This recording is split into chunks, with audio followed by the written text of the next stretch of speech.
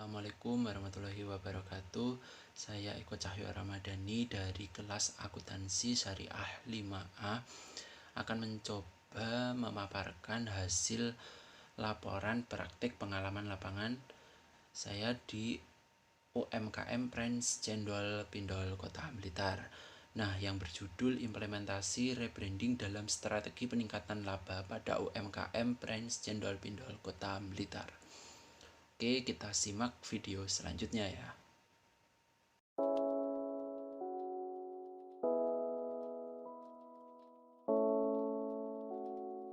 Pemikiran saya untuk mengambil judul laporan ini yaitu terkait rebranding. Nah, di era globalisasi ini tidak bisa dipungkiri bahwa persaingan UMKM di kota-kota yang ada semakin ketat. Perkembangan teknologi di era globalisasi memaksa kita untuk berkembang dan beradaptasi dengan persaingan UMKM yang ada, khususnya di Kota Blitar. Dalam pengelolaan kawasan untuk UMKM diperlukan adanya kegiatan komunikasi pemasaran untuk dapat mencapai tujuan yang diinginkan. Komunikasi pemasaran merupakan suatu kegiatan yang dilakukan oleh pembeli dan penjual, merupakan suatu kegiatan yang membantu dalam pengambilan keputusan di bidang pemasaran, serta mengarahkan pertukaran agar lebih menyadarkan pihak-pihak agar berbuat lebih baik. Upaya memperkenalkan potensi daerah kepada daerah lain adalah dengan pemberian merek atau branding. Dalam ilmu pemasaran, branding dianggap sebagai alat yang simpel dan yang paling ampuh untuk memberikan ciri khas yang dapat membedakan suatu produk dengan produk lainnya. Saat ini pemberian merek tidak hanya terbatas untuk tangible terkait produk saja. Sektor jasa juga sudah banyak memanfaatkan peran merek.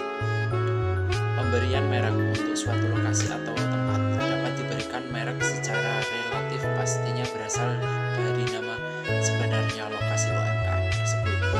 Pemberian merek sebuah kota dimaksud agar khalayak sadar atau tahu akan keberadaan lokasi tersebut,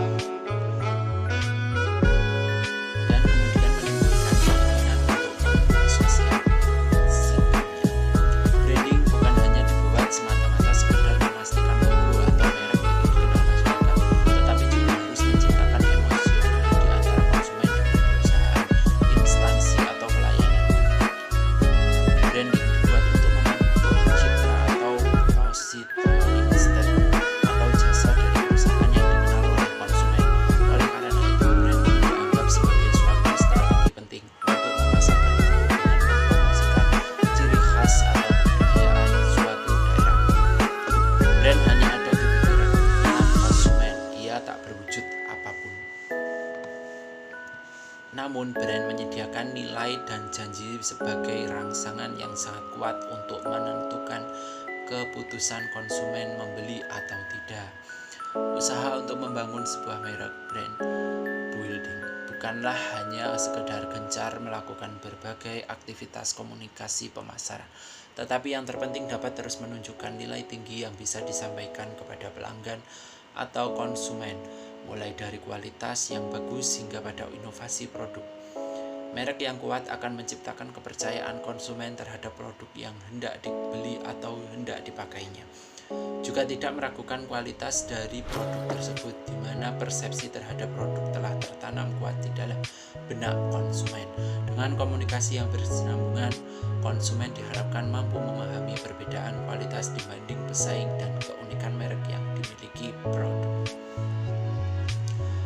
Berdasarkan pemikiran tersebut, saya sebagai penulis akan melakukan sebuah penelitian terkait pengenalan sebuah merek atau branding produk yang mampu mengembangkan usaha, khususnya untuk meningkatkan omset serta laba penjualan di semua outlet yang tersebar di beberapa wilayah, khususnya di Kota Blitar. Sehingga dalam praktik pengalaman lapangan yang sudah dilaksanakan, saya sebagai penulis akan melakukan penelitian yang berjudul implementasi rebranding dalam strategi peningkatan laba pada UMKM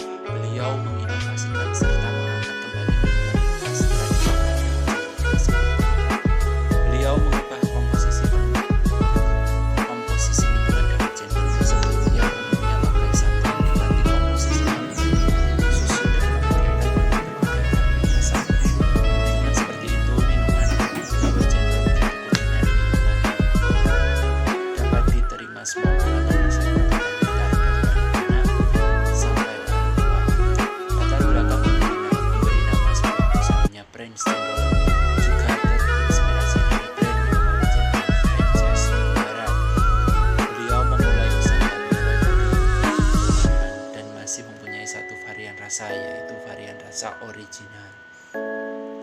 Dijual melalui sosial media serta di GrabFood. Beliau pertama kali menjalankan sebuah usaha yang dirintis tersebut bersama sang suami dan keluarga.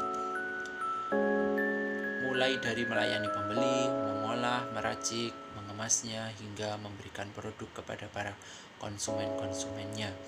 Beliau juga merangkap sebagai bagian produksi, kasir, admin, dan sampai pengemasan. Pada awal tahun 2020, pada saat itu usahanya mulai semakin ramai dan mempunyai banyak langganan. Pada akhirnya beliau dan suami berinisiatif untuk segera membuka outlet tersebar di wilayah Kota Blitar. Tepatnya pada awal bulan Agustus, beliau mulai merekrut 3 karyawan untuk membantu dalam mengkoordinir pengolahan dan penyajian di 3 outlet tersebut. Dengan bermodal inovasi dan cita rasa yang khas, brand cendol peminatnya lebih banyak dan banyak yang berlangganan. Karena brand cendol ini berbeda dengan dawet cendol biasanya. Brand cendol menciptakan berbagai varian rasa yang masih jarang ditemui di kuliner minuman dawet cendol pada umumnya. Namun pada kombinasi tersebut, brand cendol tidak meninggalkan rasa khas yang masih tradisional, seperti pemanisnya menggunakan gula merah ditambah dengan susu coklat dan susu kental manis, serta menyediakan berbagai varian rasa yang banyak digemari masyarakat pada umumnya, seperti coklat, stroberi, taro, red velvet, dan avocado, durian, tiramisu, dan matcha. Selain perasa, brand cendol juga menyediakan tambahan topping seperti mesis, keju, dan oreo. Dengan begitu, minuman dawet milik brand cendol ini banyak digemari masyarakat, mengingat di Kota Blitar masih belum banyak outlet dawet cendol yang serupa. Dengan modal rebranding dan strategi pemasaran yang tepat, kini brand cendol Blitar menjadi kuliner minuman kekinian di Kota Blitar, dan pemesan juga mudah dijangkau dengan melalui aplikasi kurir di Blitar serta GoFood, GrabFood, atau bisa langsung datang ke outlet cabang terdekat yang tersebar di wilayah Kota Blitar. Profil wilayah untuk brand cendol Blitar ini memiliki 3 outlet tersebar di Kota Blitar. Yang pertama, outlet di Jalan Veteran Kota Blitar dekat Garden Studio Blitar, yang kedua di Jalan IR Soekarno Selatan Wisata Kampung, dan yang ketiga yaitu di Jalan Penataran Kawasan Wisata Jakarta. Kesalahan di lapangan, yaitu tepatnya di outlet brand cendol Blitar ini. Permasalahan yang terjadi di lapangan yaitu terkait pada salah satu cabang, yakni outlet 2 di Jalan IR Soekarno, yaitu kawasan wisata Makam Bung Karno, di mana dalam pemilihan tempat outlet yang kurang strategis, sehingga dalam hal ini sangat berpengaruh terhadap laba serta omset penjualan di outlet tersebut. Dan hal ini juga sangat mempengaruhi bahan baku untuk penyajian brand cendol. Apabila bahan tersebut tidak habis, juga akan basi. Selain permasalahan tersebut, ada juga permasalahan faktor persaingan bisnis dan ekonomi, karena produk ini juga mudah untuk ditirukan untuk para bersaing, dan dari segi harga pun kurang menjangkau untuk masyarakat khususnya Kota Blitar, sehingga akan memunculkan